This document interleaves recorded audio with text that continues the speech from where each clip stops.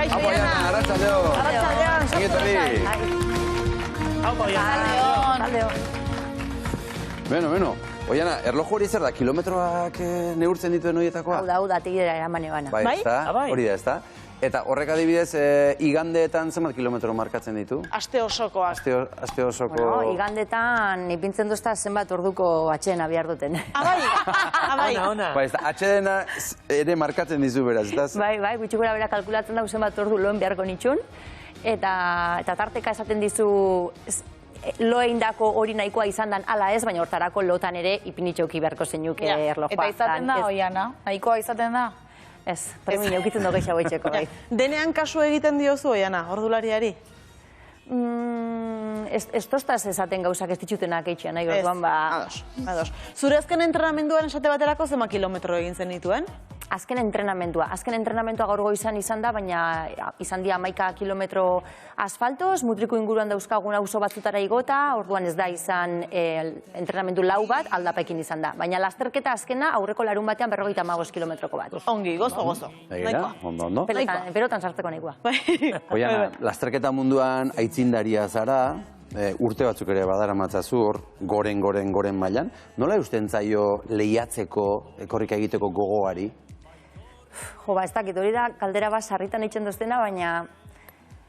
benetan gustatzen jatelako, edo egixesan tarteka derrigorrez hartu behar izan dituten atxedenak ere egon dialako, lesioegaitxik, amatasunagaitxik, eta orduan horrek eindozta pixkat reseteatzea, gogori berpiztea eta berriz ere martxan hastea.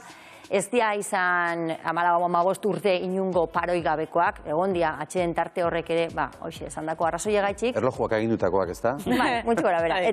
Eta igual horren ondorioz apresiatzen edo baloratzen dakit oain momentu onak eukitzen ditutenean, horrek gozatzen.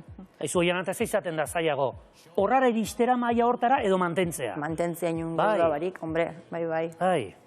Iristera ez da erraxa izango? Ez, baina iristea batzutan izan leike egun on bat edo erratxa puntual on bat eukitzea, baina mantentzea gero askoz ere zailagoa da.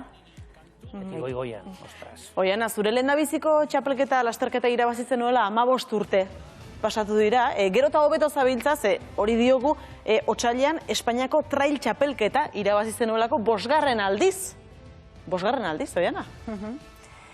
Bueno, bai, 5. aldiz edo hor pixkat kontua da gaur egun existitzen diala bi federazio bat, atletismoko federazioak mendian daukan zail bat, eta hor antolatzen dian lasterketak, eta bestea da FEDME, Betiko Mendiko Federazioa. Eta desberdindu egiten dira. Hori da, bai, 4 aldiz irabaziot FEDMEkoa, eta aurkeztu naizen bakarra izan da aurten otsaian indoten Espainiako txapelketa hori, trailekoa, eta hori irabazidot bai, eta horrek eman dit, ekainean egingo dan mundialera juteko pase zuzena. Eta momentu honetan nola sentitzen zara? Zure onenean sentitzen zara? Hombre, onenean, ez dakit, ondo bai behintzat. Oso zaila itzen da konparatzea oin dela urte batzutako sentsazioak eta gaur egungoak, ez?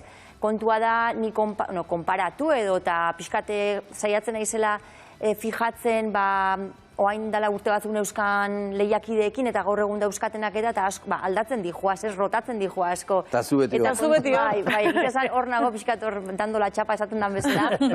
Eta, gerotan eska gazte gehiago dare, ni ondokan gaztea naiz, ojo, baina gerotan eska gazteagoak dare eta hori posgarrixa da. Baina adibidez, traileko txapelketa irabazine banean otsailean, kilometro askoan zehar, 25 kilometroan edo, bigarren zetorren neska gazte ura, nire zeme Aimar jaio zanean, eta nire lasterketetara juten nintzanean, bera zan umea zaintzen zebana, beraitarekin juten zalako lasterketetara. Eta beti esaten dutzat neska honi eskedala, anekdota bat niretzako, ez dakit, posa ematen dozta, baina kuriosua da, ez? Bera jutezan beraitakin lasterketetara, eta 15-16 urteko neska bati beti gustatzen jako hori, ez? Ume txiki bat zaintzen neotia, ume horren ama lasterketa itzen da bien bitxartean, Aimar zan berak zaintzen zebana, eta hain, dago, lasterketak itzen eta niri jarraitzen hor. Ze polita. Ematen du, ikusten ari garen irudiak ikusita, ez duzula nahiko inoiz. Osea, beti zaudela zure momentu honenean, txapelketak irabazi eta errekorrak egin. Une honetan, non dago zure muga? Osea, non dago, jazta, hau lortu dut, non dago zure helburua? Bueno, ez dotez helbururik... Bata bestearen atzetitu hori ematen du behintzat. Bueno, ez dut ez helbururik, ez da mugarik ere jartzen pixkatxo bat, gauzak era naturalean eitzen saiatzen naiz, hau da, gauzak agertzen dian, agertu ala edo ematen dian bezala eitzen, adibidez, teideko reto hau ez da izan gauza bani buruan eukala ondela urte pilo batetik, izan da, bueno, konversazio baten urten zan gaixa, Salomon taldeko arduradun batzukin, era espontaneo baten antolatu ginun, eta bai gustatzen jatzen zuertan pixkat improvisatzea, eta ez planifikatzea larregi gauzak, ze larregi planifikatutako gauzak batzutan igual okertu eitzen Igual hori da irabazteko sekretua. Bai, eta gainera aurreko asteburu honetan egon naizen lasterketan ere, egon gara etxe baten konbibentzian korrikalari batzuk eta konversazio bat eduki ginen, da horri irten zan gai bat izan zan, askotan zelako presioa daukagun korrikalariok edo kirolari guztiak, ez? Eta presio hori gestionatzea ez dela bape erreza. Eta heltzen zanean momentu batera non konturatzen zan inongatik ez dezula ez errein behar baizik eta zeure gaitxi bakarrik, orduan hasten za hobeto renditzen eta gehiagizko pixu hori kentzen gainetik. Hasi zara, errekorrari buruzizketan, teideri buruzizketan, errekorrak ere egite dituzulako txapelketez gain saiatu eta lortu. Gainera, teide sumendia zu bainazkar, zu bezain azkar, ez du inork inoiz igo. Hasi zara kontatzen, baina nola sortu zen aukera hau? Bueno, azkenengo 2 edo 4 urtetan egisa zan teideko errekor hau hainbat mutilek egin dabe, zan genezake moda bezala jarri dela pixkat, eta oindala urte bete edo 2 urte asko jota beste neska batek egin zeban, Ranna de Batz izeneko neska holandesa batek. Eta, bueno, zelan Espainia osoko mendirik altuena dan, badauka bere historia politxori ondartzatik irten ila 4.000 metrora igo eta bajatu ez, kuriosoa pentsatzen jaten errekor hori inalizatia.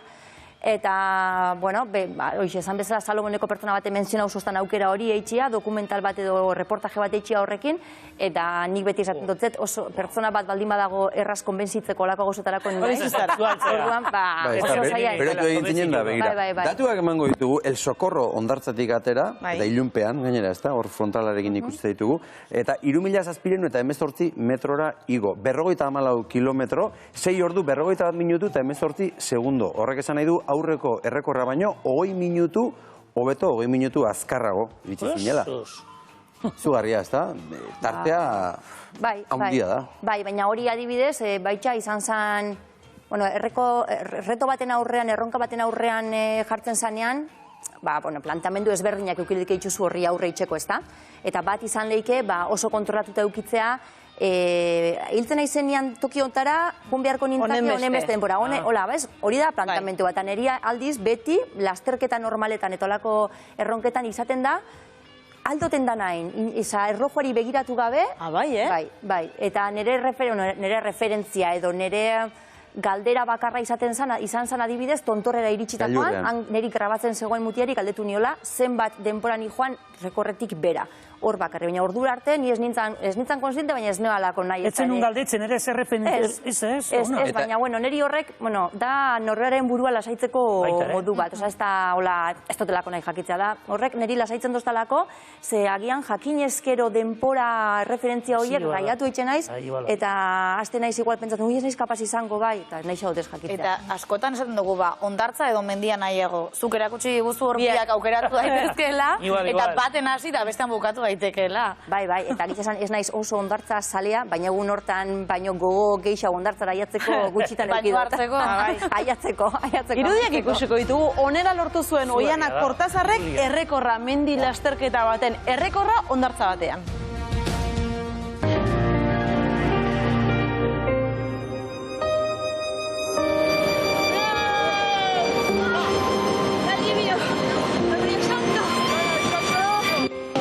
Destino me dice, coño, menos mal.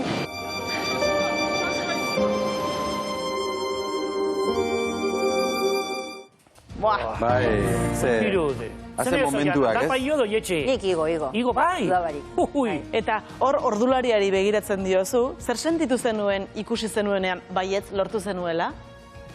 Alibio galanta, ikusi dia irudi batzuk zelan bi irrutxu neban orkatila, eta orkatila bi irrutu neban momentu bakoitzean, dudan jarri ginen amaitzeko gai izango tenintzan ere, orduan aiatzea asko izan zen.